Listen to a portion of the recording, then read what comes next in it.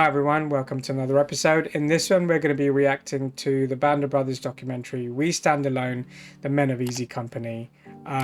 This one, the documentary was recommended by a few people in the comments section of a couple of episodes that came out.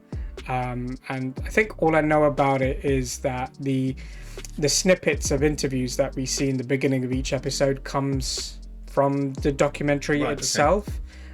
So I think it'll be the men of Easy Company that we see from the episodes. I'm not sure if we'll have anecdotes from families and friends, but it will be mostly that, I think. So we'll get anecdotes, some sad, some horrific, and some comedic. Yeah, We Stand Alone, the Men of Easy Company. Let's check it out. All I remember is a tremendous blast. I was laying on the ground in the snow. When I tried to get up, only thing I could see were the broken ends of my legs. Ooh.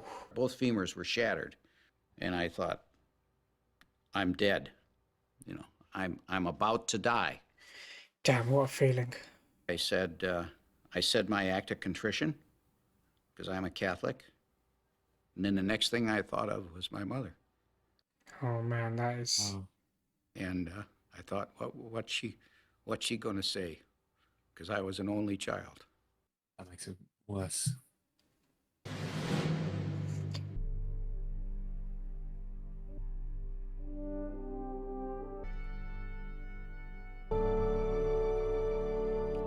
Damn. We didn't know that bit in the show, did we? There's the highest casualty rates. No. It doesn't surprise me based on the battles that they fought. That's true. Like in one episode we lost, I think, nearly 4 or 5 people. Mm. Born and raised in South Philadelphia, where the times were tough. Mom had 10 children, so you had to work to survive. Yeah. We lived on a farm at the time. It was poor. Everybody was poor. That was the Depression. Yeah. That was a messed up time in history. Mm. Something was wrong with you if you weren't in the service in those days. It was just what you had to do. I wasn't going to be in the infantry. Makes sense, right? I mean... Yeah. I remember them saying that none of them wanted to be in the infantry, and then they said you get paid more to be in the airborne. And it was Winters. the notion that you wanted to do something. You wanted to be with the best. Who said that? Someone say that in the show where they did read it in a magazine or something. And we was proud to be. Yeah, I think it was in the first couple of episodes. And we was proud to be working with the guys we were working with. I think Lipton said it to Dyke. You remember Dyke was asking him, how did you join the... You know, when he was trying to have a casual conversation, which he wasn't very good at.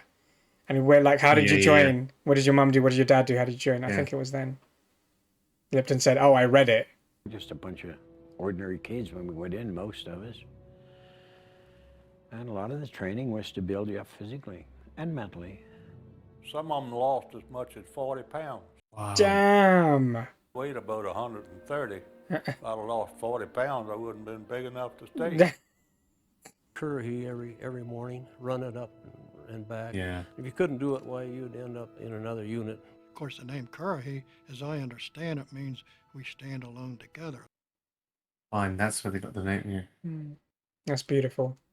You would still go out on your own and run the mountain at night. Oh, wow. I didn't know that. It was ridiculous because when you had to run it during the day, all you did was bitch and moan.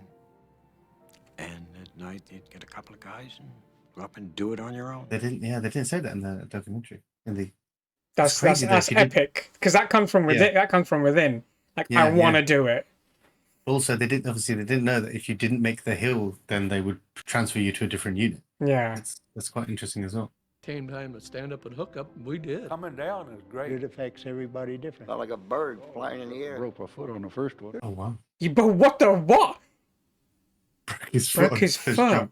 Also, these guys have probably never been in planes before, so that initial adrenaline to jump out of it Yeah. Didn't think of that when we were watching the documentary, the Band of Brothers, actually. But it was quite a thrill. It was just like going on a roller coaster.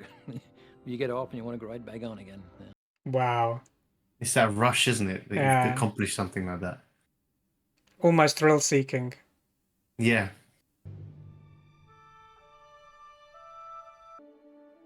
Will I ever How many of them there are? We didn't see too much of this bit. It's just, it lasted 12 days.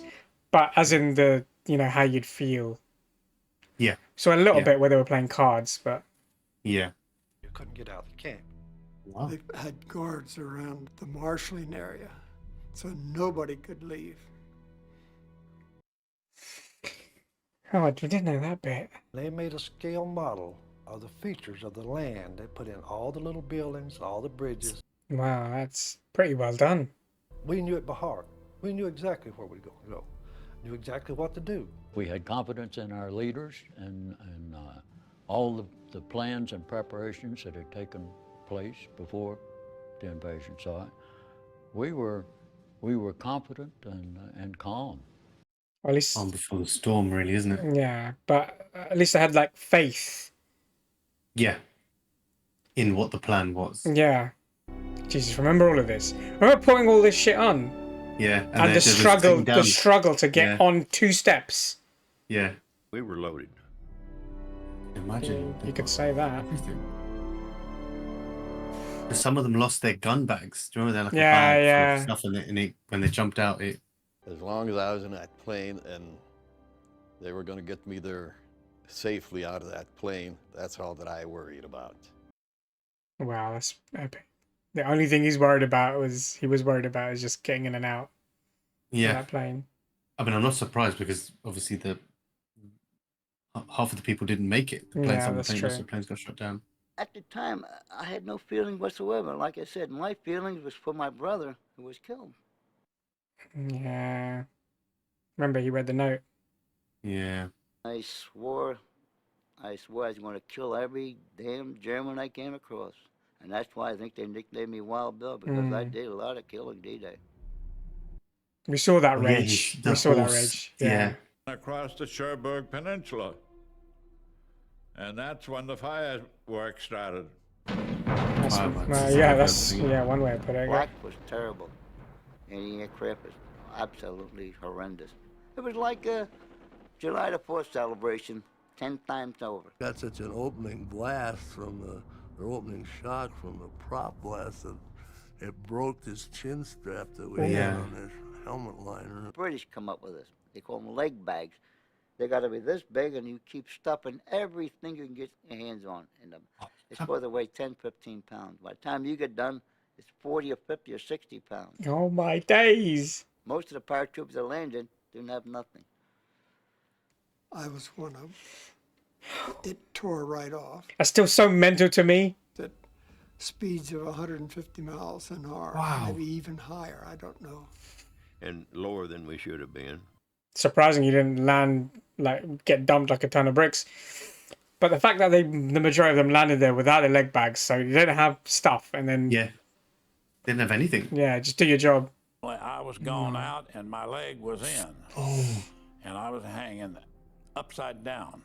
I just helped him out. I just picked him up, threw him out, I guess. Had to get out. I can't imagine what you must be thinking, dangling upside down. Yeah. And there's like traces everywhere and everything. Whoever the machine gunner was down there that was concentrating on me apparently was not a very good shot. I mean, clearly, but we're glad it wasn't a good shot. Slipped a little bit and my chute fell across the power lines and I hit that fence. Oh my God. Farmer's garden. And that fence had, I'll never will forget it, it had glass in the top of it and cut me up and everything. But, He had a very bad jump. He had a very bad jump. We were running into Germans everywhere, but we had to hide, Damn. because if we didn't, we were Oh, dead yeah. meat. French knife and a canteen and about 6 candy bars in my pocket, ready to fight the German army. That's insane. Yeah, that's what I mean. They had nothing. The Germans didn't know where we were. Whereas on the beach, those people coming in on that on those boats, those Germans had those big guns. Yeah, that was Had a 'em. complete massacre. It's because they put those like obstructions. I don't know what they're called, so their boats couldn't get Mm. too close. We thought we knew where every foxhole was in Normandy. We knew where everything was. We knew it cold. But on this one, the Germans had moved in there and camouflaged us so well, we didn't know it was there. E Company was the assault company of the battalion. They weren't aware of what we had. They didn't realize we only had 12 Malarkey. people. So we worked our way down through the farm area. Yeah, can you imagine if they knew, oh, it's only 12 men Yeah, coming for us? Winters was an exceptional leader, Yeah. and he was able to size up all through the war.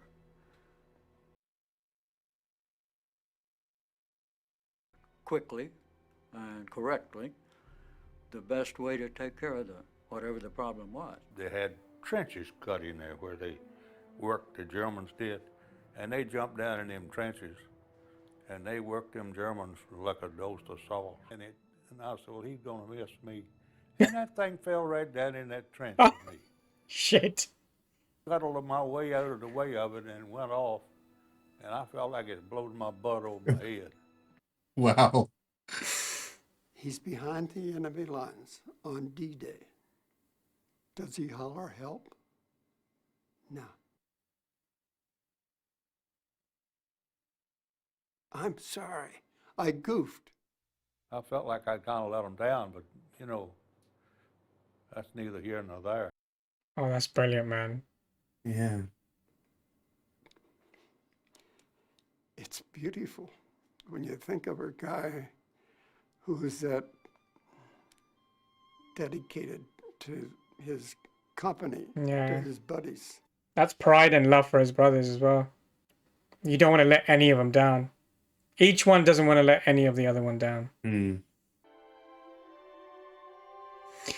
This was where they said, like the tactic that he used is they sort of took It that. became a movement in the army. Yes. Yeah. Oh, yes, I remember now. Yeah. Wow, they lost Half gone. over half. Yeah.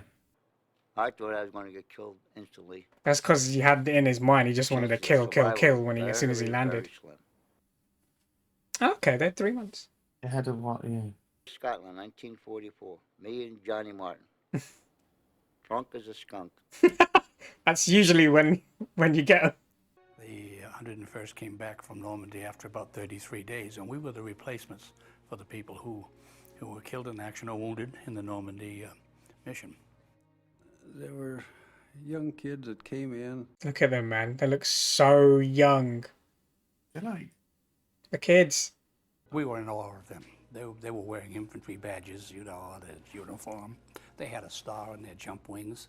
They Celebrities, isn't it? They're celebrities. It's almost like they're heroes basically, and they've obviously read about them. And I didn't want to be friendly with replacements coming in because, God, I didn't like seeing them get killed. yeah, that's rough. Holland, yeah, that was. This is the one that didn't go to plan. Yeah. Daytime drop's a lot easier. You can see where you're going. You can sort of prepare for the landing. People are continually losing helmets and equipment, and all this equipment's raining down. And if you get hit with this, you're going to be killed. Yeah, that's a good point. Yeah. Leg bags or like. It took us hours to get there. And taking hours to get there, the few German troops that were to secure this bridge had plenty of time to set their charges to blow the thing up. It blew up in our faces. And they're falling all around you, and you can't help but think to yourself, my God, what a way to die in combat, to be killed with a flying timber. Yeah, that's probably not what you want. They loved Americans and still do for coming in there and pushing the Germans out. It was a massive party, wasn't it? Yeah. Well, it's angels from the sky, which we were. I mean, you were under German occupation for 4 years, right? It's horrible when you see paratroopers come out of the sky on Sunday morning. Angels from the sky. Hell's Highway. Oh. We're sitting right on the Rhine River, and Germany's right across the river, you know. They're fighting like heck to keep us out of Germany. They could shell us, put mortar fire on us when they had an target of opportunity. Damn. I knew what it was, a mortar shell, and I threw my arm up like that and went down. It lit within 3 feet of me or 4, but it lets, when it blows, it goes up like that. And it went through my arm and hit me in the head, and I was bleeding pretty good. When I peeked over, I see a hand there with a potato masher. Oh, shit. Wow. He threw it at me. I ducked down, it hit my helmet and bounced off. Hollered out to the guys below, live grenade. If Lesniewski hadn't hollered live grenade, I know I'd have either had my head blown off or I would have definitely been blind. There's no That's question. insane. That is Split hits your second. helmet as it, And the split second reaction. And it exploded, and then it caught me in the face, neck, left arm, under the arm, in the shoulder blade. And I think I threw the 8 grenades in about 4 seconds. Damn, that's and a then lot. I took off, running. The first doctor that really counted the holes said there was 32. What? Jesus Christ, that's so many. That's so many. The 88 was the fiercest cannon gun that the Germans had. And it was the way they used it. It was an all-purpose gun. It could shoot anti-aircraft, tanks, anti-personnel, airburst. Wow, look at that. And that was the bad one. It's- The shell went up over your head. Sprayed out like that. Yeah. Jim Campbell might be alive today. If he hadn't have said to me, Efren, you stay here with your gun. I never, I sleep on it, I eat on it. Oh, man. That's so rough. What if? What if? Yeah. You gotta remember what one guy did because he thought it was his job to do, and he took a shot for you. You're only going to be off the line for a few days, and you're going to be facing Bastogne. Oh, dear. Oh, here we go. This was rough. Yeah. Battle of the Bulge. Last desperate action of the Germans to turn the tide of this whole war.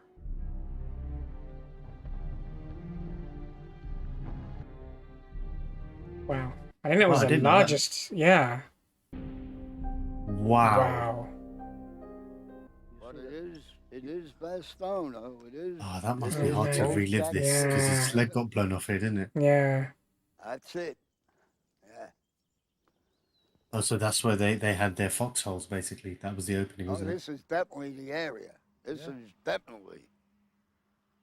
Well, there's the town of Foy. Right over there had an outpost set up, looking right into the town of Foy. And they had to watch everything going on. Most intense I went through right here. Shelling.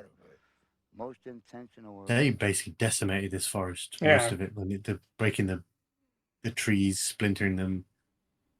They were using nature as a kind of weapon almost because Yeah. it just if you didn't get shot by a shell, the tree would kill you. Instantly, Show it, man. direct hit. Mark and Penkela. We saw Yeah. Mark and Penkela die. Mush mincemeat out of them. Georgie Lodge come over and he hollered, I can't see nothing of him. I remember it was like, watching that episode, it was like a 10-second break. And you're like, okay, Yeah. all right, we've got a bit of relief. Yeah. We can sort of gather everything. And then straight away, it was just, it was relentless. A cold night, we go to bed, and my wife will tell you that the first thing I'll say is, I'm glad I'm not in Bastogne. We were short of equipment.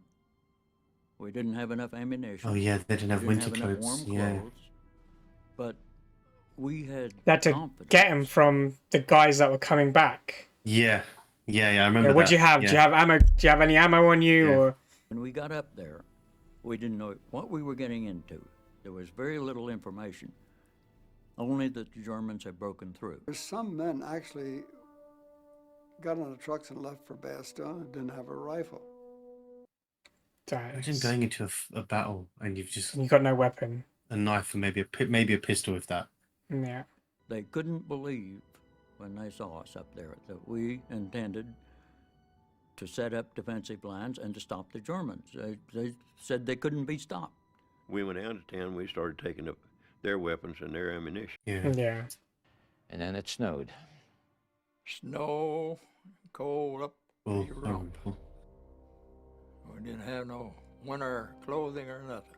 A lot of snow, a lot of everything you didn't like. It hinders you, innit? You know, that cold. Well, the ground, you can't even dig the ground for your foxhole. Can't dig it, but cold like mentally it hinders you. Cold, super Oh, yeah. cold. You can't Bone think. chilling. Yeah, bone chilling. In Belgium, the trees are planted. They don't grow like they do in Maine. They're rows of trees. You look down a row and you can see a half a mile. And there was on top of this hill, there was a ridge with a tree line. We were dug in on that ridge. Germans knew right where we were, and they really gave us a shellacking. In wartime, the Mother Earth is your best friend. And you can always dig a hole and get out of sight. Oh, man. Two people could dig a better hole than one. And the ground is frozen, it takes quite a while. You just chip it out. Yeah. Like you said, it's just too hard. You got to chip at it, innit? Rather than... Yeah. But then, like you Mass- said, the adrenaline, you just dig your hole. We were surrounded. The Germans were about maybe 100 yards away from us. No matter where you looked around the circle, you could see artillery flashes. Earth shaking. If you live through them, you remember them for the rest of your life. And I can I'm imagine. not sure you're the same for the rest of your life after you live through them. They started shooting point-blank 88s into our area. Wow. They were letting us have it. Everything. From the kitchen sink mortars, Erfelwaffers. That's a rocket thing that's a screaming sound. Jesus. I mean, I was scared, but I think I was petrified then. I thought the whole world was shooting at us at once. Yeah, because they wouldn't have had anything. It would have been just them. Yeah. Like they didn't have any mortar. I could see all these shells hitting. It's a game of luck then. It's just a game of luck. Sergeant Garnier lost a leg, and Joe Toy lost a leg in the same place Yeah. right there on one, I remember that. one hill. Yeah. I went out to see what I could do for him. Bongo, I got it too. I Yeah. thought he lost his legs as well, but he didn't. He just got. I think it was shrapnel. I wasn't went it? over to Garnier. He was sitting on the ground. His leg was badly mangled. He was holding his leg and it was jerking like that. They brought a Jeep down and we put them on stretchers and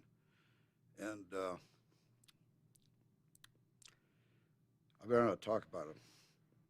Yeah, better not talk about it. Oh, man. No, stop. So it's a miracle they got them out there without getting killed themselves. That episode was. We had That's lost some very good men there. Toy and Garnier had lost their legs there. A number of other people were killed. So many losses. Yeah. When a man was wounded, we felt glad for them. We felt happy for them.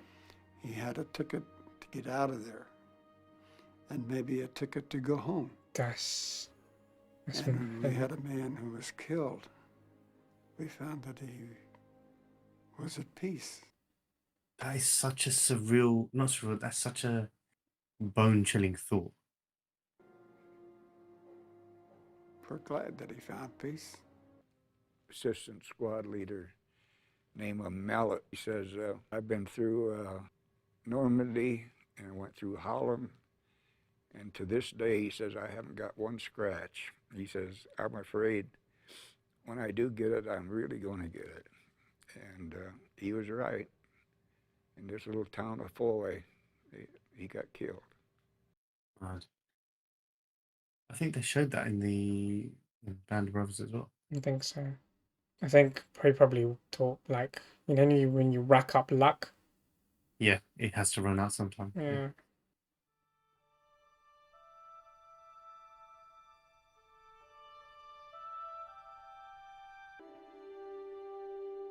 It is a great personal honor for me to be here today to take part in a ceremony that is unique in American history. Never before has a full division been cited by the War Department in the name of the President for gallantry in action. This day marks the beginning of a new tradition in the American Army. With that tradition, therefore, will always be associated the name of the 101st Airborne Division and of Bastogne. Good luck and God be with each of you. That's epic.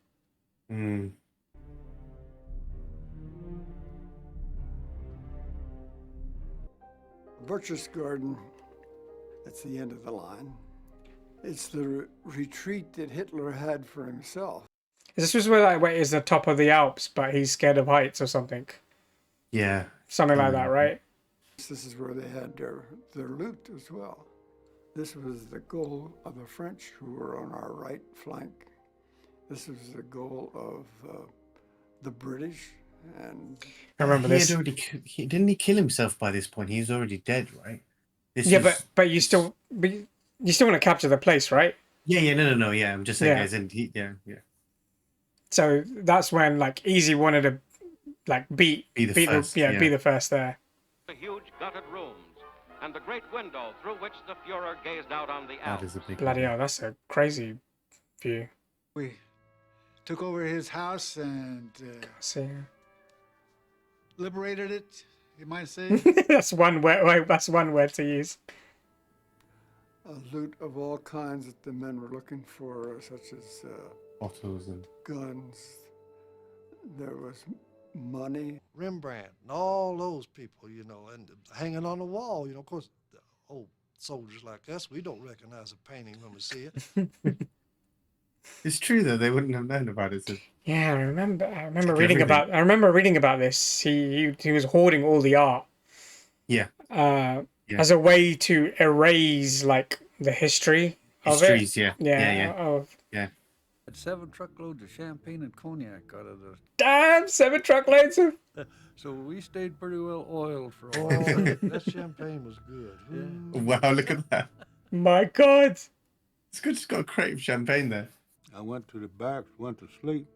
I didn't wake up the next day. Wow. That's epic. I'm gonna use that next time I'm totally drunk. I'm gonna say, lads, I'm well oiled. Yeah. That was the only time that I can ever remember that when I was in service that the whole company fell out in their underwear. So everybody was pretty well looped, and That's brilliant. We just fell out in line formation in our underwear. They're enjoying themselves. They're at peace with the world. Well deserved. No problem with looting because of the fact that I had come down through Germany and I had seen the Holocaust. Mm. And I had seen what the Germans had done to the Jewish race. Bloody and I'd seen hell. what they had done to the displaced persons. And what they had done in their occupation of France and what they had done to their occupation in Holland, Belgium. So that by taking over their homes for a few nights to bed down my men, and if they picked up a few trinkets, I had no problem. Yeah, I get You it. wouldn't after seeing all that. Yeah, exactly. Nobody has ever taken the time to tell you how to handle a surrender. Jeez. We'll talk about that when we get there. Well, here we are. We got it. Now, how do you handle this? Wow. They came down as defeated soldiers. As the war went along, we found out also that it wasn't the Germans per se, it was the SS. I have a great deal of respect for them as soldiers. They were very good soldiers. The civility shown, like Yeah. at the end towards each other, was Yeah. brilliant. When that general was talking and they let him speak to his men. I was assigned as major. Remember when he said, "I relinquish my weapon." He's like, "Keep His pistol Oh, here we go. and offered his personal surrender. I accepted gratefully. Mm. Significance is that it wasn't until later, when he had given me this pistol, that I realized this pistol had never been fired. Wow. That's the way all wars should end. That's beautiful. With an agreement with no blood on it. Facts. This pistol has never been fired since I've had it, and it will not be fired. That's brilliant. That's beautiful, man.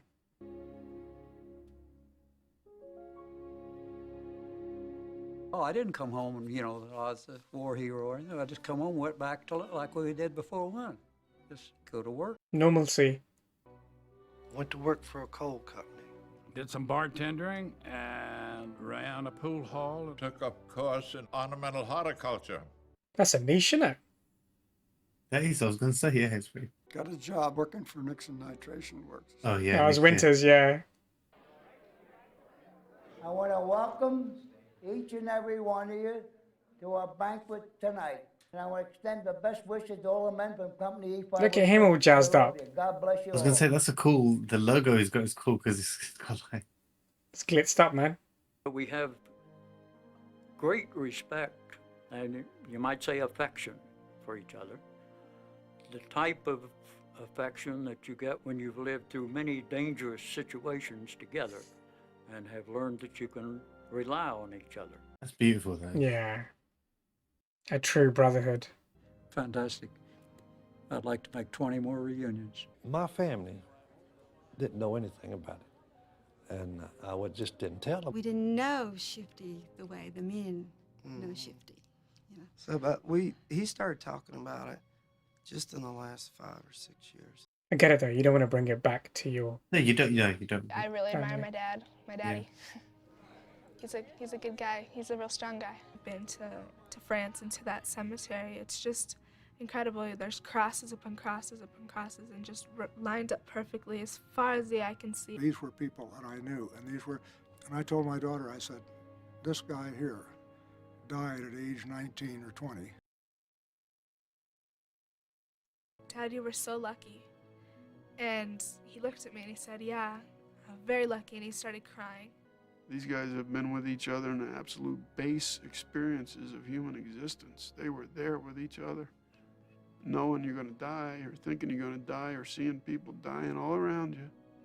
And there they went, day after day, and I admire that. It held my father even on his tombstone as Sergeant Joe Toy. 506 PIR, 101st Airborne Division. That's what he wanted on his tombstone. Every Army unit thinks it's the best, but we knew we were the best. Too damn right. Am I a little proud of having once served in that outfit?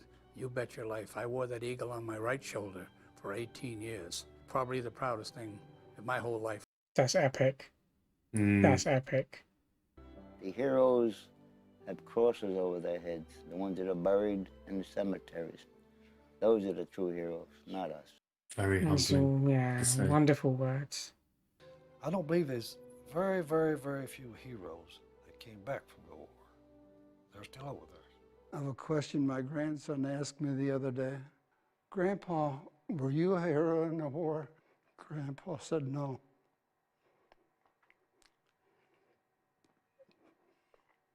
But I served in a company of heroes. I have so much respect for these men.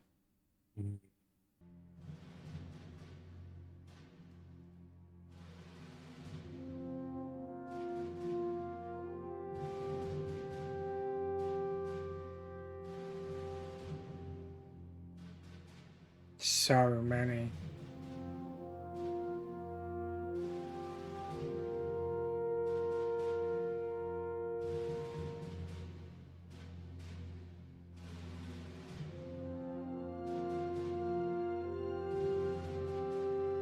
The 6th. There's so many June the 6th.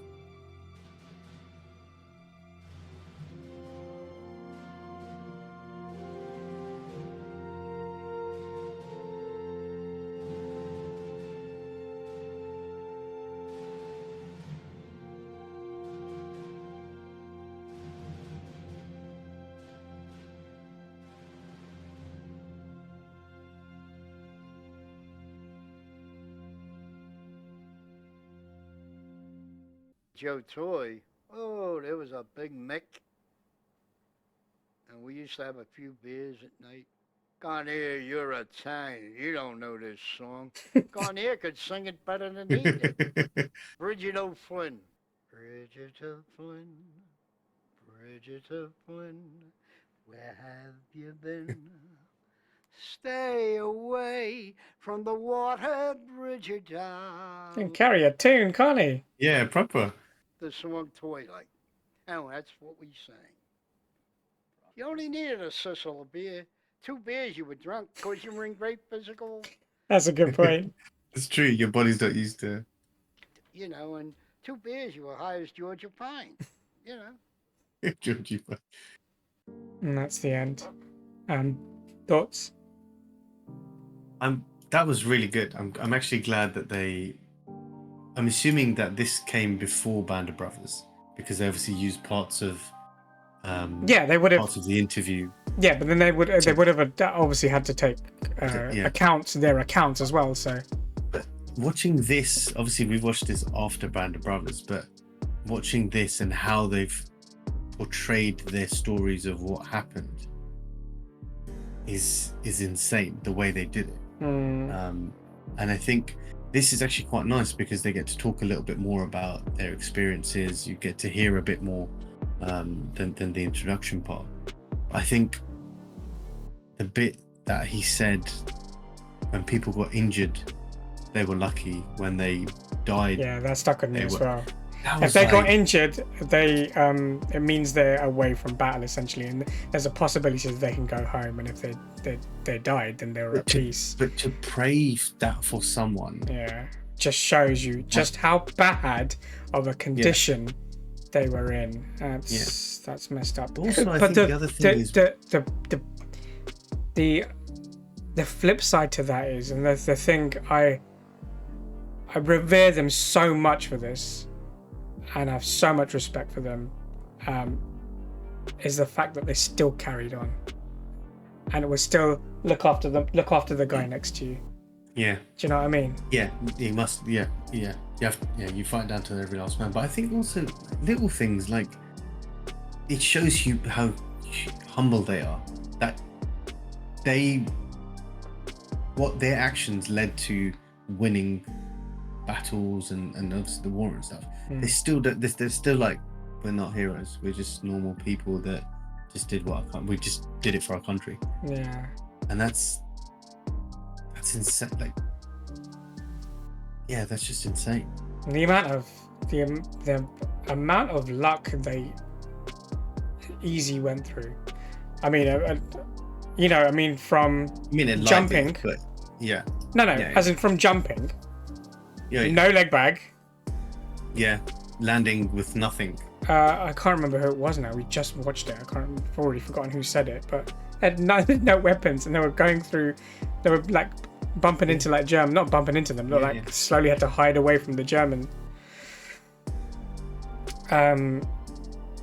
Then obviously that we sustained massive losses, but the people who did come back and survived Bastogne, the luck in that, because the shelling is just. They actually showed an old picture, an old video footage, and it was just relentless. It was just. Yeah. You didn't know. I didn't know that was the largest battle that America were in. Neither did I. didn't know 600,000, isn't it? Yeah, which is. That's insane. That's Huge insane. astronomical number. But yeah, you just have nothing but respect for these people. Yeah, obviously it's hard for them to obviously recollect certain things because. But the stuff does. It's hard They're for them to reliving recollect it, but they do remember, even at this age. Everything. They remember everything. Even the hardest moments brings a tear to their eyes. I think what also the other thing that got me, which I thought was amazing, was that when they showed the scene where Winters was saying about surrender, when they're surrendering, it's like, we'll get there, and then it's like, when you're there, what do you do? Yeah, You know, because you've no one been talks fighting for so about long. that bit. They talk about the fighting Exactly, yeah. part, but they don't talk about what happens. Exactly. And I know obviously that was a bit messed up because you did lose a couple of people to drunken accidents. One person, there were loads of there's too much downtime. I think we, you know, after the war, while waiting to go to the Pacific, there was a lot of downtimes, and you're constantly fighting, and then you get this long period, then you obviously get plays with people and get into accidents and whatever. But I think also the other thing was when they went back home, they just normal jobs. Don't talk about what happened, kind of thing. Yeah, bartending, mailman, like to have been away from home for so long and then just go back into the fold and carry on with your lives. Like that's insane. How much that's just huge levels of respect for that. Yeah, it's crazy. But then also to do the reunions every year, that was brilliant. I think it must be obviously they said it's brilliant because you're reliving your youth. Even though it was a troubling time, you're reliving your youth. So I can imagine they must look forward to it. But they still have banter with each other. Like, you know, the bad, they'll have like conversations about the bad stuff that happened. But a lot of it, like you saw in those the footage there, they're laughing and joking with each other and banter. Yeah. You're back with your brothers. I think it's like they said it's just a different life. It's a life before normality, basically. And for them to do it at such a young age. Yeah, I think that's probably how, like, maybe not a major factor, but the fact that they're young probably helped gel them together.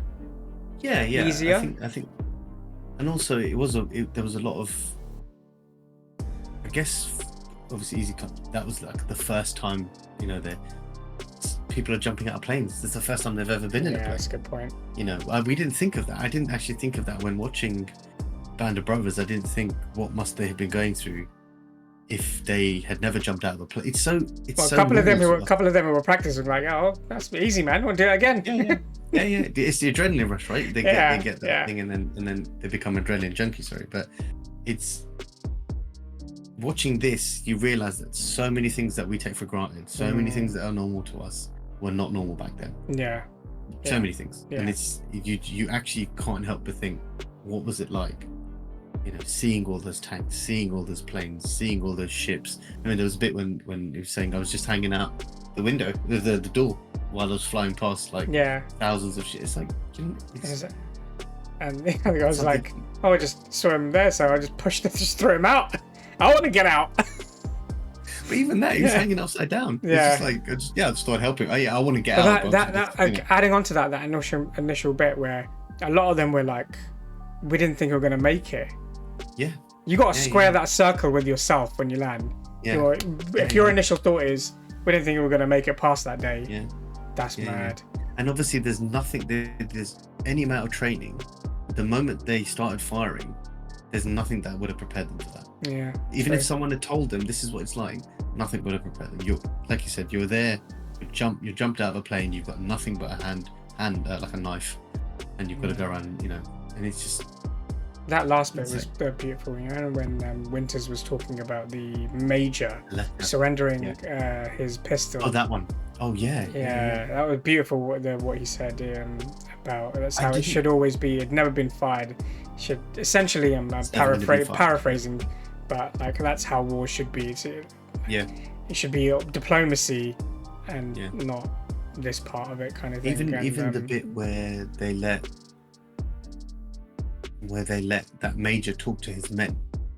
You know how they were saying. Like, when they're in the show, when they're in the show, you mean? Yeah. Even that, like, it was just they're just because they could see the parallels. Then they knew that it's it's not these guys. It's the SS and obviously Hitler. It's higher. It's those guys.